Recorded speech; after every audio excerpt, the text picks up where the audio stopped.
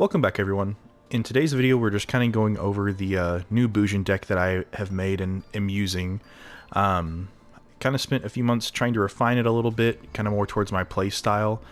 This one definitely kind of goes more into, banishing cards, things like that. Added a few other tricks as well. So we'll just kind of go over it. I've got 2 copies of Bujin Hairuko. So he's definitely in here for potential Pendulum Summon, but also just to swap out one of my Bujin XYZ monsters for another, or potentially just be used as, 4-star material.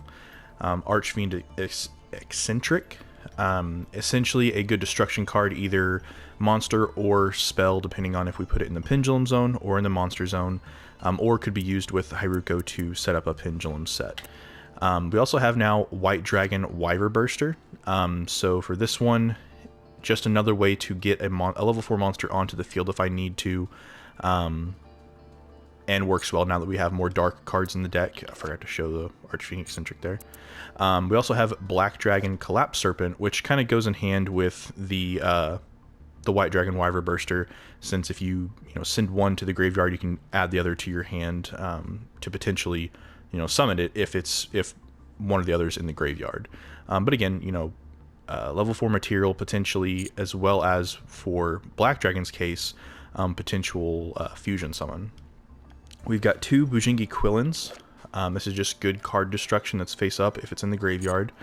Bujingi Turtle, just a good way to protect Bujin cards from effects. Bujingi Crane, a good way to potentially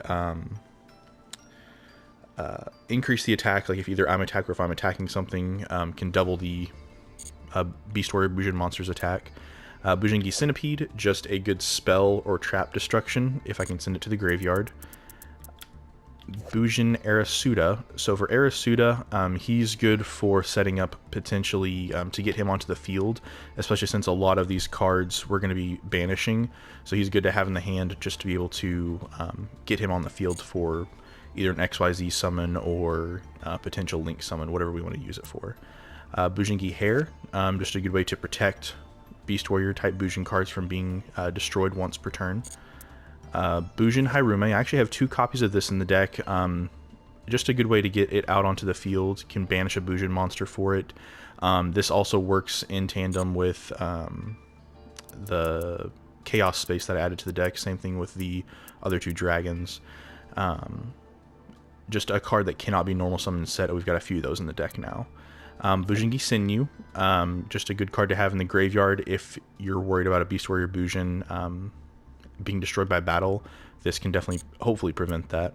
We also added Alistair, 2 copies of those, to potentially add some fusion summons, mainly to get Mikaba onto the field. But just a good card that I added to the deck on there. Alistair has all those effects. Nemesis Corridor. So this one we added in just to, we're going to have cards that are banished anyway, so this is a good way to get him out onto the field. Pretty easy to do, and works well with the other Arch Nemesis card that we added to the deck. Bujin Mahatatsu, we've got 3 copies of those. Definitely a card that I will bring out, at least once every game, potentially. It's just a good way to get cards from the deck to the graveyard, or from the graveyard back to the hand in regards to Bujins, and he can special summon himself onto the field by sending a Bujin card from your deck to your, or from your hand to the graveyard, which can be the spell card that we have too. Bujin Torafun, just the backbone of the deck. When you summon him on the field, you can tribute him, get 2 other Bujin monsters out. So this is a good way that I can go into Mahatatsu and another monster to potentially go from there. We also have Destrudo, the Lost Dragon's Frisian. So this is one of the cards I added. You can pay half your life points to special summon it, and it will be either a level, most of the time it's going to be a level 3 tuner monster, so we can get either a level 7 or a level 11 if we have 2 level 4s, which we'll kind of go over that later. But and he can be summoned from either the hand or graveyard, so I like that a lot. We still have Chaos Dragon Levianeer, so we can special summon him by banishing either light or dark monsters from the graveyard, and with Bujin cards you're definitely going to be sending a lot to the graveyard. Arch Nemesis Escatos. So for this one, the summoning condition is a little bit harder than Levianeer, but it's not too hard with this deck because we have, Spellcaster, Fiend, Dragon, Beast Warrior, Thunder, Beast, Winged Beast. We have multiple different types of types that can easily be in the graveyard. So not too hard to summon, and with Nemesis Corridor makes it a little bit easier as well if he ever is banished. We have Raigeki, just destroy all monster your opponent controls. Harpy's Feather Duster, back row destruction. Monster Reborn, kind of just, same thing, can special summon a monster there. Foolish Burial. So what I've mainly been using for this is to either get Destrudo into the graveyard, or potentially something to get Harume or, Black Dragon or White Dragon onto the field. Something like that. Invocation, we've got 2 copies of these, so this works well with Alistair. It also can potentially summon one of the other fusion monsters that I have in the deck now. Lightning Storm, just either attack position monster or back row destruction if I don't have any face-up cards. So definitely a good second turn card if you can get it, or potential, if you get wiped by Zeus or if your entire field gets wiped by something, just a good card to have in your hand. Chaos Space. So this is one of the new cards that I added as well. It essentially lets me get either Chaos Dragon, Arch Nemesis, Black Dragon, White Dragon, or Harume into my hand by sending one of the opposite attributes to the graveyard. But just a really good combo extender. And if I can banish one of these cards that can't be normal summoned or set, then Chaos Space can bring it back to my deck, and I get to draw a card. So you can go potentially, +1 in that regards. Magical Meltdown. So this is just a good way to get Alistair into my hand for me. So in case I ever draw this, it's good to go there. And it's got some good effects as well. Fire Formation Tenki. So I only have 1 copy. I know it's not limited in Master Duel, but I'm trying to kind of go off of what the actual ban list is for the TCG. So Fire Formation Tenki, just a good way to get a level 4 lower Beast Warrior monster from my deck to my hand. Usually I'm going to bring out Torfun if I can. Bujin Condescence. So this is actually a pretty good card that I overlooked when I was making the decks before, but essentially it makes it to where, Beast Warrior Bujins can't be destroyed by opponent's card effects during the battle phase, and it could potentially be sent to the graveyard at the end of the turn to bring back a Bujin monster that's in my graveyard. And that can be either an XYZ monster or potentially just any of the other Bujin monsters that I have. Or I can send a Bujin monster from my hand to negate an opponent's card effect monster card effect on the field. And then 2 Solemn Judgments just for negation. And then 2 Metal Reflect Slimes to bring out Egyptian God Slime, or potentially to go into Blacklist or Soldier. So that's it for the main deck. Definitely not afraid to, especially with Destrudo and Solemn Judgment, to lose life points, but I mean, it doesn't really matter as long as you don't go below 0, So one of the new fusion monsters, Beast Eyes Pendulum Dragon. So essentially 1 Dark Dragon type and 1 Beast type monster. So with Destrudo or Black Dragon Collapse Serpent or Chaos Dragon Levianeer, if they're either in my hand with Invocation or, on the field, I can easily just bring this guy out. And he's got a really good effect, where if he destroys a monster by battle, then whatever dragon was used to, or sorry, whatever beast was used, it will do that damage regardless if it was in attack position or not. So usually it's going to be either 1700. I haven't used it with Sinew yet for the 1500. Most of the times it's going to be with Hare or Centipede or Turtle, so you're going to be doing 1700 damage. We also have Invoked Makaba. This is just a good negate card. If you have a card in your hand, you could potentially negate, once per turn, whatever they try and throw at you, as long as you have that same type. So it kind of works the same as Ultimate Providence, but with a monster card. Egyptian God Slime, just a good card that you can bring out pretty easily as long as you can bring out one of the traps, the Metal Reflect Slime. It just, cannot be destroyed by battle. Your opponent cannot target other monsters for attacks or card effects. So just really good card in my opinion. Cyber's Quantum Dragon. So this is one of the ones that I'll usually bring out with Destrudo and one of the other level 4s if I just want to bring out a level 7. So what's really cool about him is that whenever he attacks a monster, if you can activate his effect, it will essentially just send it back to the hand if it's face down, face up, whatever, as long as the other monster doesn't have an effect that negates it. So just a good way to bounce a card, and then it gets to make an attack again in a row. So just really, really good about getting cards off the field. We also have Trishula, Zero Dragon of the Ice Barrier.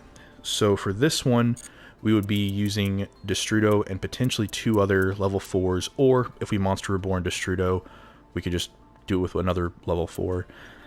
But because this deck is kind of built around getting monsters on the field, it's pretty easy to bring him out. And if he's ever destroyed, then I can bring out Trishula, Dragon of the Ice Barrier, but it would have 3,300 attack, have the attack of all opponents' monsters, and negate their effects. So kind of like a Phoenix situation, but only if it's destroyed. If it's banished, sent back to the hand, whatever, that effect doesn't go into effect. It has to be destroyed. We still have number FO Utopic Future and number F0, Utopic Draco Future. So essential ways to block monsters' effects if we can get Draco Future onto the field, or if we need to, borrow an opponent's monster until the end of the turn, we could just use Utopic Future. We also added Evil Swarm Ouroboros. So I found that I was getting a lot of, when I was kind of testing the deck, 3 level 4 monsters on the field. Sometimes they were all 3 Bujin, sometimes they were, mixed between. So Evil Swarm is just a good way to get those cards into one monster. It has 3 different effects. We can target a card opponent controls, random card from the hand, or target an opponent's card in the graveyard and banish it. And granted, you can only use one of the effects once. It's still really good because even if you only use one of the effects, you can immediately go into, if you attack with it, go into Zeus. And that's what the other 2 non-Bujin monsters are mostly going to be going into, is, use their effect and then potentially go into Zeus or go into number F0. We also have Susanoo, so just a really good card to have in the deck for Bujins. Good way to move cards from the deck to the graveyard, or get it into your hand. Kagutsuchi, just a good way to defend himself. It does require 2 level 4 Beast Warrior type, so 2 Beast Warrior Bujins. I usually just go from Susanoo into Haruko, and then from Haruko into Kagutsuchi. But and also a good way to get cards into your graveyard if you needed to, bring out Harume, Black Dragon, anybody like that. We also have Amaterasu. So her effects are just essentially to get a card onto the field from your that's been banished. So if you can add another monster, you could potentially go into another level 4 or rank 4 XYZ, probably a Light Dragon, and then you can bring both of those into Utopic F0.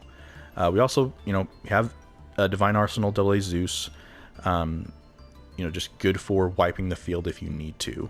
And then last but not least, Blackluster Soldier, Soldier of Chaos. With the cards that we have, so we could either use, Chaos Dragon, Skados, Metal Reflect Slime, and 2 other cards to potentially go into Blackluster Soldier, so he gets his effects where he cannot be targeted, cannot be destroyed by opponent's card effects. He can be sent to the hand, he can be banished, he can be flipped face down, all that good. Or no, he can't be flipped face down because he's a link monster. But you can still potentially get those, but he has really good effects as well, if he can destroy a monster. But yeah, so that's the deck that I have. It's definitely a fun deck. It's not anything competitive whatsoever. You can brick, and you will brick with this, which, with all the decks that I've made, it's going to be like that. I personally play for fun, not playing, too competitively. I just like getting monsters out onto the field and not winning by the same way each time. So this is what I have. This is what I've been using. It's been a lot of fun. Trying to think of what else was about the deck. I think that's about it.